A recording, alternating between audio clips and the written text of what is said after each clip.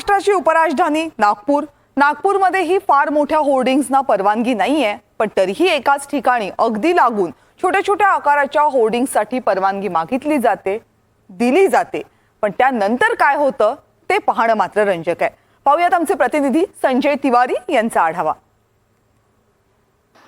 नागपूर शहरात 40x20 किंवा 40x30 अशाच होर्डिंग्सना साधारणपणे अनुमती मिळालेली आहे. पण कित्येक ठिकाणी 2 होर्डिंग्स किंवा 3 होर्डिंग्सची परवानगी काढायची, मात्र त्या तिन्ही किंवा दोन्ही होर्डिंग्सना एकच मोठी जायंट होर्डिंग स्क्रीन म्हणून डिस्प्ले करायचं, अशी एक नवीन पद्धत उदयास आलेली आहे. आणि यापेक्षाही धोकादायक म्हणजे शिकस्त आणि अत्यंत जुन्या किंवा मोडकळीस आलेल्या अशा वाटणाऱ्या इमारतींवरती कितीतरी टन लोखंडी स्ट्रक्चर उभारून त्यावरती होर्डिंग्स लावण्याचा प्रकार सुद्धा कित्येक ठिकाणी पाहायला मिळतो.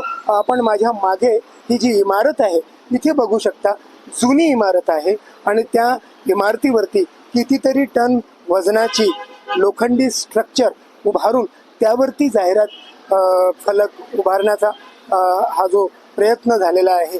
अशी कितीतरी उदाहरणं नागपुरात दिसतात, जिथे जुन्या किंवा मोडकळीस आलेल्या इमारती त्यांच्यावरती कितीतरी टन्स जुने वजनाचे लोखंडी स्ट्रक्चर्स उभारून त्याच्यावरती जाहिरातीचे होर्डिंग्स लावण्यात येतात. अशी कितीतरी उदाहरणं आपल्याला नागपुरात अगदी मुख्य चौकात सुद्धा पाहायला मिळतात.